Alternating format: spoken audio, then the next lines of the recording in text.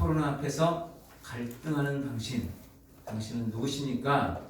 라는 제목으로 함께 은혜를 나누겠습니다. 우리 말씀을 듣기 전에 먼저 한번 영상을 하나 보도록 하겠습니다. 우한에서 시작된 코로나로 인한 여러 가지 많은 위험과 위협이 우리나라에 가장 큰 위험이 되고 있습니다. 역사적으로 전염병으로 인한 어려움은 시대마다 거의 없었던 때가 없습니다. 전염병은 매 시대마다 있었습니다. 그리고 그 피해는 지금 우리가 겪고 있는 피해보다 훨씬 더 컸다는 것을 우리는 잘 압니다. 우리나라의 경우에도 우리나라 선교 초기에도 장티푸스나 콜레라 또 천연두 같은 전염병으로 엄청난 희생을 겪어야만 했습니다. 흔히 개신교 선교의 시작을 1885년이라고 봅니다. 1885년부터 개신교 선교가 시작됐어요. 물론 그 전에 카톨릭이 들어와 있었습니다만은 개신교 선교사들은 1885년에 우리나라에 처음 들어왔습니다.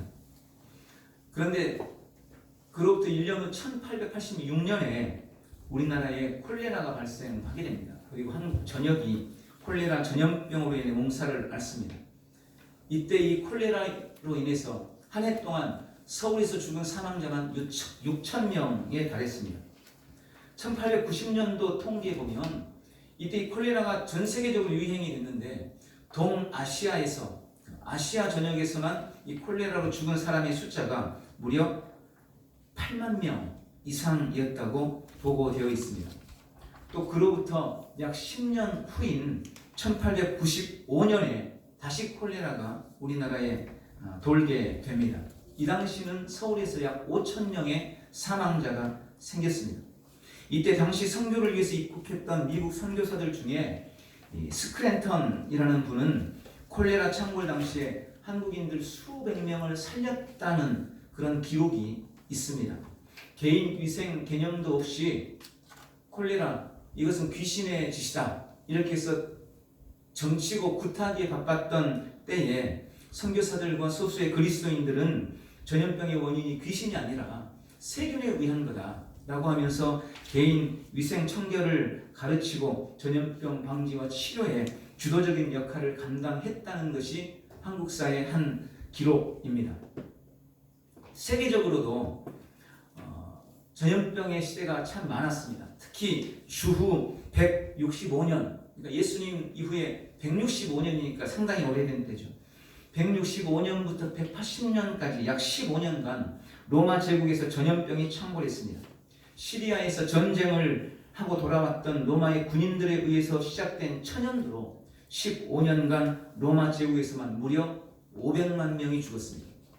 여러분 대전 인구가 150만입니다. 500만 명. 대전시 같은 시 사람들이 전모를 했는데 3개 이상이 전모를 했다는 것입니다. 당시 로마의 3분의 1이 죽었다라고 말하기도 합니다. 그 후 100년이 채 되지 않은 251년 이때는 로마의 데시우스 황제 때였는데 기독교인들에 대한 핍박이 극에 달했을 때였습니다. 이때 다시 한번 전염병이 돌게 됩니다. 아프리카에서 시작된 키프리아누스라는 전염병인데 치사율이 무려 50%나 됐습니다. 그 전염병으로 알렉산드리아라는 대도시에서만 인구의 3분의 2가 죽어나갔습니다. 당시 로마의 관리자들 또 부자들, 이교의 종교 지도자들은 그 전염병을 피해 다 도시를 떠나 도망치기 바빴습니다. 그런데 이때 생명을 걸고 죽은 사람들의 시신을 모아 장례를 치르고 죽어가는 사람들을 돌보던 사람들이 있었습니다. 바로 기독교 공동체의 성도들이었습니다. 유명한 역사학자인 유세비우스는 당시의 상황을 기록했습니다. 좀 길지만 한번 들어보시기 바랍니다. 실제로 대부분의 우리 형제들은 넘치도록 큰 사랑과 형제를 발휘하여 자기 목숨을 아끼지 않고 서로를 의지하며 끊임없이 병자를 돌아보았고 조금도 두려워하지 않고 계속해서 그들에게 필요한 것을 공급했습니다. 형제들은 그들을 그리스도 안에서 돌보았으며 그들과 함께 지극한 기쁨 가운데 세상을 떠나갔습니다. 그들은 다른 사람들과 이웃에게서 그 병에 전염되었으면서도 자원하여 환자들의 입에 음식을 넣어주었고 자신의 고통을 자초하였습니다. 많은 형제들이 다른 사람들을 치료하고 건강하게 해주고는 자신들은 죽어가야 했습니다. 우리 형제들 중에 가장 선한 사람들은 이런 식으로 세상을 떠났습니다. 그들 중에는 장로도 있었고 집사도 있었으며 크게 칭찬받는 사람들도 있었습니다. 이와 같이 경건함과 열렬한 신앙을 수반한 죽음은 순교에 조금도 못지않은 죽음이었습니다. 그들은 성도의 시신을 맨손으로 품에 안아다가 눈을 깨끗이 해주고 입을 닫아주었으며 그들을 어깨에 지고 가서 사지를 가다듬고 포옹하였고 그들을 단정히 씻기고 수의를 입혔습니다. 그리고 곧 자기 자신도 같은 의식의 대상이 되었습니다. 살아남은 사람들은 앞서간 사람들의 뒤를 쫓았습니다. 그러나 이교도들은 이와 반대로 행했습니다. 그들은 병들어 앓기 시작한 사람들을 쫓아냈으며 사랑하는 친구들도 멀리했습니다. 그들은 아직 숨이 끊어지지 않은 사람들을 길에 내다 버렸고 죽은 사람을 매장해 주지도 않았습니다. 그들은 어떻게 해서든지 죽음을 피하려 했습니다. 그러나 아무리 예방하고 조심해도 그것을 피할 수는 없었습니다. 유세비우스가 쓴 교회사 제7권 22쪽에 기록되어 있는 내용입니다. 또 우리가 잘 알려진 중세 유럽에서도 흑사병, 패스트가 창궐해서 유럽 인구의 3분의 1이 사망했다는 것을 우리는 잘 알고 있습니다. 전염병의 무서움을 알려주는 내용일 것입니다. 현재 코로나19의 현황이나 그것이 지금 우리나라에 미치고 있는 악영향에 대해서는 이미 매스컴을 통해서 여러분들이 많이 접하고 있을 겁니다. 저보다 더 잘 알리라고 생각이 됩니다. 그래서 그런 부분에 대해서는 소개를 생략하도록 하겠습니다. 오늘 이러한 코로나의 위기 상황 속에서 우리 그리스도인들은 어떻게 반응하며 어떤 모습으로 주 앞에 서야 할지 그 부분에 대해서 함께 은혜를 나누려고 합니다. 며칠 전 세계에서 제일 큰 규모를 자랑하는 여의도 순복음교회가 공예배를 예배당에서 드리지 않고 영상 예배로 대신한다는 결정을 했습니다. 여의도 교회뿐만 아니라 사랑의 교회, 광림교회, 영락교회, 충현교회 등 이름만 들어도 알만한 우리나라의 유수의 대형 교회들이 이와 비슷한 결정을 했습니다. 대구 교회들은 말할 것도 없고 우리 지역과 또 나라 전역의 교회들이 이와 비슷한 실정의 결정을 했습니다. 정부에서도 계속해서 코로나 상황을 이겨내기 위해 교회들의 예배와 모임을 자제하라고 촉구하고 있는 상황이고 이에 대한 목회자들의 갑론을박이 계속 이어지고 있습니다. 여러분, 제가 교회를 폐쇄하거나 예배를 중단한 교회나 목사님들을 비난할 수 없습니다. 그러고 싶지도 않습니다. 왜냐하면 저도 충분히 이해하기 때문에 그렇습니다. 저라도 만약 우리 교회 성도가 수만 명이고 수천 명이 된다면 그런 교회 목회자라면 교회를 위해서 성도들 때문에라도 특히 요즘에 신천지가 그런 아주 못된 계략과 계교를 꾸미고 있는 그런 상황에서 저라도 그런 결정을 할 수밖에 없지 않았을까 생각되기 때문입니다. 지금 교회를 음해하는 세력들은 점점 많아지고 있고 신천지와 교회를 구분하지 않고 싸잡아서 비난하는 사람들도 많습니다. 또 정부도 여론도 계속해서 어떻게 해서든지 교회를 흠집을 내려고 안달인 이런 상황인데 만약 예배를 강행하다가 확진자라도 나오면 그렇잖아도 교회에 대한 인식이 좋지 않은데 더 많은 사람들로부터 비난받을 수도 있고 또 그 결과로 복음 전파와 영혼 구원의 걸림돌이 될지도 모를 일입니다. 사실 많은 목사님들이 제가 방금 말씀드린 이러한 부분들을 염려해서 교회 폐쇄, 예배를 드리지 않는 것을 결정했을 겁니다.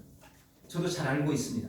그러나 그럼에도 불구하고 그것을 잘 알고 있고 저라도 어쩌면 그렇게 결정할 수밖에 없었을 것이라고 생각함에도 불구하고 저는 그러한 결정들이 너무나 안타깝고 또 염려되고 부끄럽기도 합니다. 그럼 어떻게 해야 될까요? 어떻게 하는 것이 하나님의 뜻일까요? 무엇이 더 성경적인 것일까요? 솔직히 말씀드리면 저도 잘 모르겠습니다. 무엇이 정답인지 어떻게 판단 내리는 것이 옳은지 그것 자체를 판단하는 것이 지금 쉽지 않은 그런 상황입니다. 그래서 저는 오늘 이 코로나의 상황에서 우리가 어떻게 해야 될 것인가, 교회를 닫을 것인가 말 것인가, 예배를 피한 사람이 잘했는지 안 피한 사람이 잘했는지 이런 것을 따지기보다 이런 상황에서 우리가 누구인지, 코로나의 이런 상황 앞에서 우리가 어떤 사람이어야 되는지 이 부분에 대해서 초점을 맞추고 함께 말씀을 드리려고 합니다. 우리는 누구일까요? 이 코로나의 상황 앞에서 당신은 누구십니까? 기독교 역사에서 전염병에 대한 그리스도인들의 반응이 어떠했는가를 연구했던 역사신학자 이상규 박사라는 분이 있습니다. 이분이 쓴 책에 보면 초기 그리스도인들의 삶에서 성경에는 언급이 없지만 기독교 공동체 안에는 매우 중요한 한 가지 칭호가 있었다고 밝히고 있습니다. 전염병이 창궐한 시대에 크리스찬을 지칭했던 또 하나의 호칭, 크리스찬을 부르는 다른 이름, 파라볼라노이라는 호칭이 있었습니다. 파라볼라노이. 전염병의 위험과 공포가 만연했던 그때 세상 사람들이 그리스도인들을 향해서 부르던 이름, 파라볼라노이. 여러분, 파라볼라노이라는 이 말은 위험을 무릅쓴 사람들이라는 의미입니다. 파라볼라노이, 위험을 무릅쓴 사람들. 왜 당시 그리스도인들은 그런 전염병이 창궐한 위험한 상황 속에서 파라볼라노이를 자처했을까요? 왜 그들은 그런 엄중한 상황에서 위험을 스스로 자초했을까요? 위험을 감수했을까요? 위험을 즐기고 위험 속으로 뛰어들었을까요? 저는 한 세 가지로 그것을 묵상해 봤습니다. 첫 번째, 당시 수많은 그리스도인들이 파라볼라노이를 자처했던 첫 번째 이유는 신앙, 믿음을 지키기 위해서였습니다. 그들은 당시 엄청난 핍박과 박해를 받고 있었습니다. 그런 중에 전염병이 창궐했고 그야말로 좌에서 1000명이 우에서 10,000명이 엎드러지고 쓰러지는 최악의 상황을 맞이해야만 했습니다. 그러나 그런 상황 속에서도 그들은 신앙을 지키기 위해서 함께 모여 예배하고 기도하기를 쉬지 않았습니다. 기꺼이 위험을 감수했습니다. 우리는 성경상에서도 믿음을 지켜내기 위해서 위험을 무릅쓴 수많은 사람들의 이야기를 알고 있습니다. 어쩌면 성경은 신앙을 지키기 위해 위험을 무릅쓴 사람들의 이야기입니다. 다윗이 그랬습니다. 다니엘과 그의 세 친구들이 그랬습니다. 에스더가 그랬고 느헤미야가 그랬습니다. 이사야가, 에스겔이, 예레미야가, 신약에 와서도 베드로가, 바울이 다 믿음을 지키기 위해, 신앙을 지키기 위해 위험을 무릅썼습니다. 수많은 초대교회 성도들이 자신이 믿는 믿음, 그 신앙을 지켜내기 위해서 위험 속으로 뛰어들었습니다. 우리나라에서도 일제강점기 때 또 6.25 사변 이후 공산 치하에서도 신앙을 지켜내기 위해서 위험을 무릅쓴 사람들의 이야기를 우리는 너무나 많이 알고 있습니다.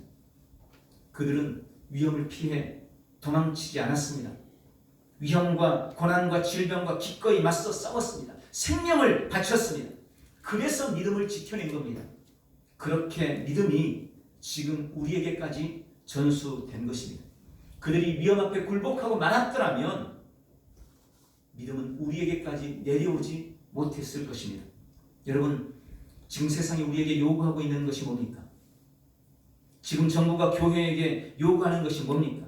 사탄이 이 코로나를 통해서 우리에게 뭐라고 말하고 있습니까? 전염병을 피해 도망하라는 것입니다. 전염병의 위험을 피해 예배를 중단하라는 것입니다. 전염병이 위험하니 모이기를 피하라고 지금 그렇게 말하고 있는 것입니다. 이런 속에서 지금 우리는 우리의 신앙, 우리의 믿음을 지키기 위해서 얼마나 그리고 어떤 위험을 무릅쓰고 있습니까?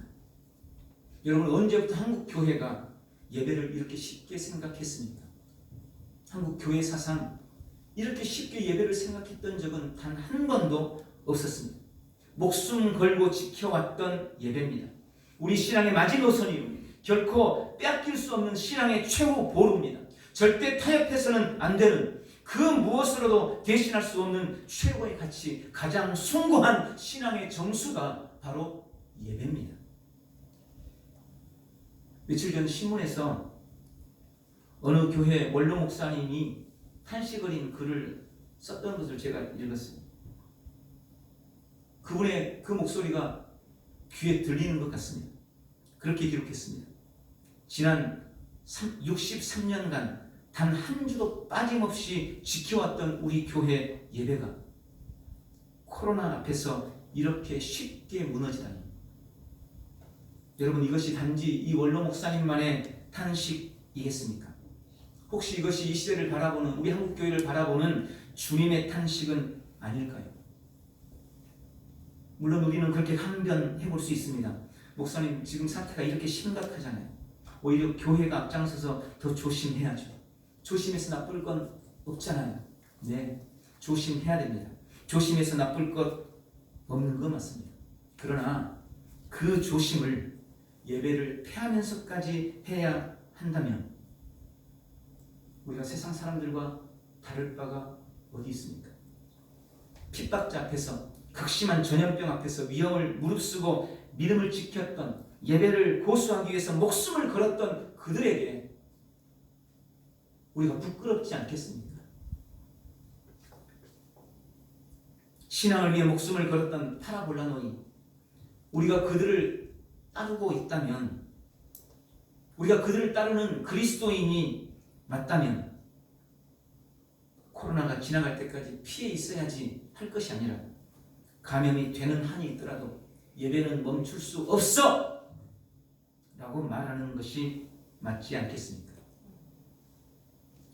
두 번째, 왜 그들은 파라볼라노이를 자처하고 위험을 무릅썼을까요?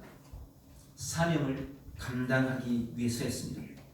앞서 보았던 영상 속의 우한의 그리스도인들이나 전염병 속에서 죽은 사람들의 장례를 치러주고 죽어가던 사람들을 돌봐주고 치료하던 그리스도인들은 그 어떤 위험이나 위협도 주께서 우리에게 주신 사명을 결코 막을 수 없다는 것을 보여주는 실제 예들입니다. 그들인들 목숨이 아깝지 않았겠습니까? 그들인들 전염병이 무섭지 않았겠습니까? 그럼에도 불구하고 죽어가는 그들을 향한 아버지 하나님의 아픔과 눈물을 알았기에, 그 안에서 사명을 발견했기 때문에 그들은 위험을 무릅썼던 것입니다. 저는 교회 폐쇄에 대한 목사님들의 여러 가지 의견들을 보면서, 여러분, 폐쇄라고 해서 죄송합니다. 예배를 중단하고 있는 이런 상황들에 대한 목사님들의 여러 의견들을 보면서 우리가 뭔가 오해하고 있다고 생각했습니다. 많은 분들이 그렇게 생각합니다. 이럴 때 교회가 모여서 예배하고 기도하고 전도하는 것은 세상 사람들로부터 비난받고 욕먹는 일이라고, 그들에게 교회를 탄압할 빌미를 준다고, 그것이 교회를 예배를 중단하고 또 교회 문을 닫는 가장 큰 이유 중 하나라고 이야기합니다. 여러분, 그 말이 그럴듯하게 들립니다. 그런데 정말 그럴까요? 그러면 반대로 우리가 지금 세상의 요구를 따라 교회 문을 닫고 쥐죽은 듯 잠잠하고 있으면 세상이 교회를 칭찬할까요? 교회에 대한 비난과 탄압이 이제 멈춰지고 그들이 교회에 나오게 될까요? 절대 아닐 겁니다. 도리어 지금 교회가 욕먹고 비난받는 것은 교회가 교회로서의 정체성, 교회의 사명을 감당하지 못하고 세상과 비슷해져 있기 때문에 세상으로부터 교회가 욕먹는 것 아닙니까? 여러분, 초대 교회는 세상을 거스리는 자들이었습니다. 세상을 역행하는 자들이었어요. 욕먹는 걸로 치면 초대 교회 성도들보다 더 많은 욕을 먹은 예는 없을 겁니다. 그러나 그럼에도 불구하고 결국 그들이 칭찬받고 영향력을 미칠 수 있었던 이유는 그들이 세상과 타협해서가 아니라 끝까지 교회다움을 지키고 사명을 감당했기 때문이었습니다. 주를 위해서 생명을 걸고 위험을 무릅썼기 때문에 그들이 인정받고 그리스도인이라고, 크리스찬이라고 불릴 수 있었던 것입니다. 역대하 7장 13절 14절에 그런 말씀이 있습니다. 혹 전염병이 내 백성 가운데 유행하게 할 때에, 혹 전염병이 내 백성 가운데 유행하게 할 때에 내 이름으로 일컫는 내 백성이 그들의 악한 길에서 떠나 스스로 낮추고 기도하여 내 얼굴을 찾으면 내가 하늘에서 듣고 그들의 죄를 사하고 그들의 땅을 고칠지라. 모두가 두려워 떨고 있을 때 우리도 혹시 감염되면 어쩌나 전전긍긍 떨고 있을 것이 아니라 살아계신 하나님을 믿고 치료자이신 그분을 믿고 도리어 주님이 유일한 소망이라고, 그분만이 이 땅을 고치실 것이라고, 치료자라고, 우리가 그분 앞에 겸손하고 그분 앞에 겸비해야 한다고 그렇게 더 당당히 선포하고 주님 앞에 굳게 서야 하지 않겠습니까? 주님을 더 간절히 찾아야 하지 않겠습니까? 그것이 지금 이 시대에 주님이 우리에게 주시는 소명 아니겠습니까? 모두가 두려워서 도시를 떠나고 있을 때 기꺼이 주시는 사명을 감당하기 위해 죽음의 도시로 향했던 그들처럼 사명의 길을 기꺼이 걷는 파라볼라노이, 위협을 감수하는 우리 모두가 되시기를 주님의 이름으로 축원합니다. 마지막 세 번째, 왜 그들은 파라볼라노이를 자처하고 위협을 감수했을까요? 영원한 것을 바라보았기 때문입니다. 초대교회 순교자들이나 우리나라 기독교 초기의 수많은 순교자들, 또 중세 수많은 순교자들, 그들은 어떻게 그런 지독한 고난과 아픔의 길, 목숨을 건 순교의 길을 걸을 수 있었습니까? 한마디로 영원한 것을 보았기 때문입니다. 영원한 천국을 바라며 살았기 때문에 그들은 핍박자들의 잔인한 칼을 두려워하지 않았습니다. 하늘의 유업을 바라보았기 때문에 자신들의 전 재산을 팔아 주를 위해 내어놓고 박해자들에게 땅의 것, 심지어는 목숨까지 빼앗겨도 그것을 두려워하지 않았습니다. 영원한 것을 보았기에 자신을 죽이는 전염병을 두려워하지 않았습니다. 여러분, 우리 중 누구라도 우리가 믿는 믿음의 이유를 단지 이 땅에 두고 있는 사람은 없을 겁니다.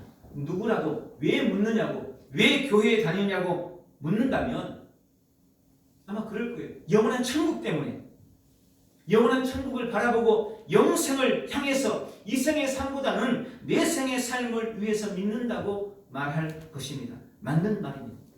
그런데 지금 코로나의 현실 앞에서 예배에 갈등하고 있는 나의 믿음은 과연 영원한 천국을 향하고 영원한 천국을 바라보고 믿는 그 믿음 맞습니까? 누가복음 12장 4절 5절, 내가 내 친구 너희에게 말하노니 몸을 죽이고 그 후에는 능히 더 못하는 자들을 두려워하지 말라. 몸을 죽이고 그 후에는 능히 더 못하는 자들을 두려워하지 말라. 마땅히 두려워할 자를 내가 너희에게 보이리니 곧 죽은 후에 또한 지옥에 던져넣는 권세 있는 그를 두려워하라. 내가 참으로 너희에게 이르노니 그를 두려워하라. 여러분, 지금 여러분의 두려움은 무엇입니까? 무엇이 우리를 두렵게 합니까? 코로나19가 두렵습니까? 예, 두렵죠. 그러나 가만 생각해 보십시오. 객관적으로 봤을 때 코로나19 별것 아닙니다.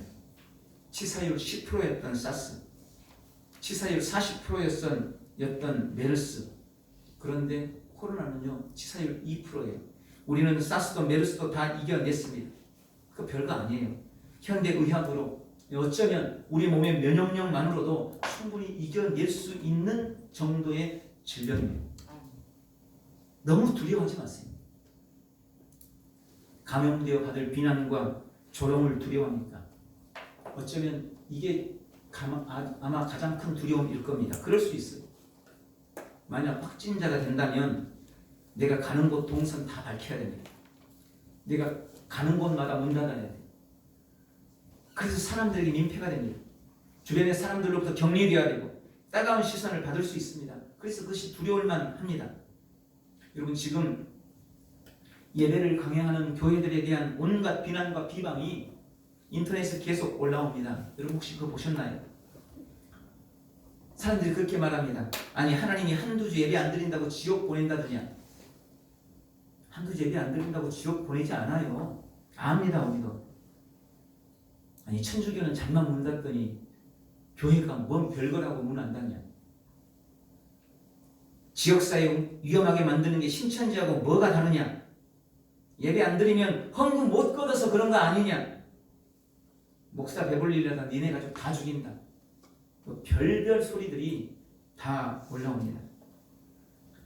아마 이런 사람들은 허락만 한다면 교회 가서 불사르고 예수 믿는 사람 다 쳐죽이라고 해도 그럴 만한 사람들인 것처럼 보입니다. 그럼에도 이 시대는 예전처럼 사람을 때리고 옥에 가두고 죽이면서 신앙을 방해하는 그런 시대는 아닙니다. 그런 걸 두려워할 때가 분명 지금은 아닙니다. 오히려 그럴듯한 논리로 미혹합니다. 그럴듯한 논리로 비난합니다. 비방합니다. 그러면서 우리의 믿음을 방해합니다. 내 신앙이 비난받을까 두렵고 내 신앙이 다른 사람들에게 민폐가 될까 두렵고 나 때문에 누군가 욕먹고 피해줄까가 두렵고 그런 정서적인 고통과 아픔에 대한 두려움이 이 시대는 우리를 훨씬 더 두렵게 합니다. 그런 두려움이 지금 우리의 믿음을 방해하고 있는 것입니다. 그러나 그럼에도 분명히 말씀드립니다. 마땅히 두려워할 자를 두려워하십시오. 매스컴과 온갖 뉴스들로 우리의 마음이 두려움으로 가득 차고 너무나 당연히 코로나 때문이라면 예배를 미룰 수도 있고 교회를 폐쇄할 수도 있다는 그런 우리 마음,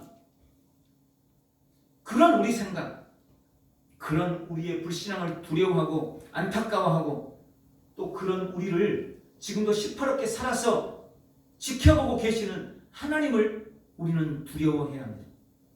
그리고 그런 우리의 불신앙을 주 앞에 회개해야 합니다. 주님이 우리에게 그렇게 묻지 않으시겠습니까? 야, 넌 내가 전능하다는 걸 믿는 거냐? 내가 너의 생사화복을 주장하고 너의 삶을 인도하고 있다는 것 믿고 있는 거냐?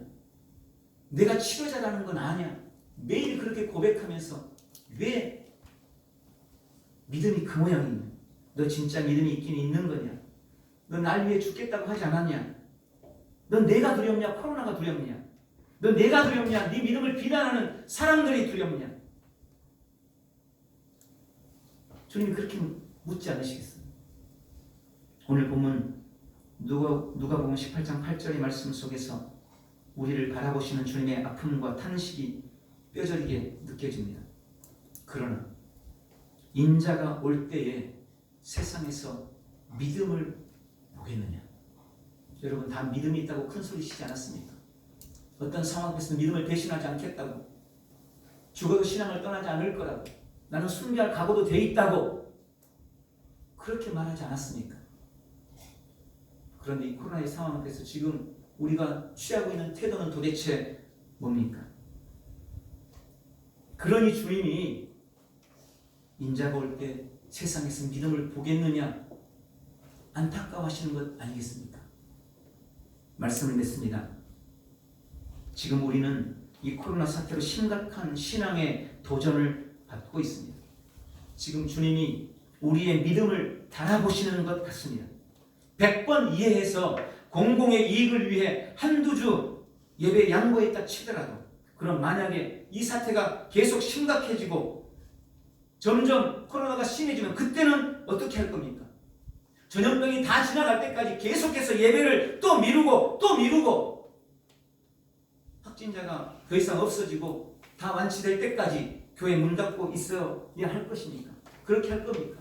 계속 그렇게 영상 예배 드릴 겁니까? 다행히 한두 주 만에 아니 한 달여 만에 진정돼서 예배가 다시 되었다고 하더라도 그러면 앞으로는 또 어떻게 할 겁니까? 또 어떤 나라의 위기 상황 앞에서 혹은 또 전염병이 돌아서 정부가 세상 사람들이 지난번에도 그랬으니 이번에도 문 닫아! 여러분 세상이 그러지 않겠어요? 정부가 그러지 않겠습니까? 그럼 그때는 어떻게 할 거예요?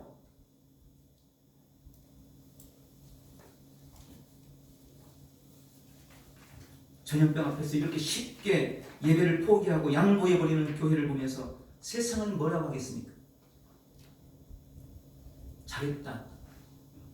그럴 것 같습니까? 절대 그렇지 않습니다. 우리가 그 정도지 뭐 이러는 거예요. 그리고 주님은 뭐라고 하시겠습니까? 위험한데 잘했다, 괜찮아, 이러시겠습니까?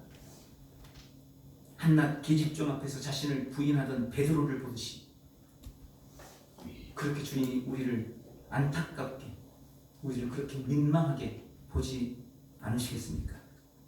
지금 코로나 전염병 앞에서 갈등하는 우리에게 주님이 묻습니다.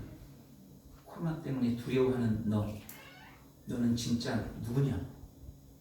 이 질문 앞에서 나는 주님을 위해, 믿음을 위해 위험을 무릅쓰는 자, 나는 파라볼라노입니다. 그렇게 고백할 수 있는 우리 모든 성도들 다 되시기를 예수님의 이름으로 축원합니다. 기도하겠습니다. 좋으신 하나님 아버지, 오늘 코로나의 이런 위험과 위협 앞에서 안타까운 현실을 마주하고 있습니다.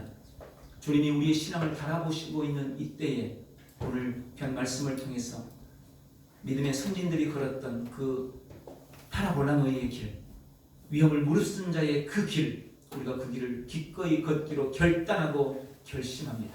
우리의 결심에 성령의 인을 쳐 주옵소서. 무엇보다 이 땅을 속히 고쳐 주시고 우리가 온전히 주님을 섬기며 사랑하며 믿음의 길을 걸을 수 있도록 축복해 주시옵소서. 예수님의 이름으로 기도하옵나이다. 아멘. 우리 다 같이 일어나셔서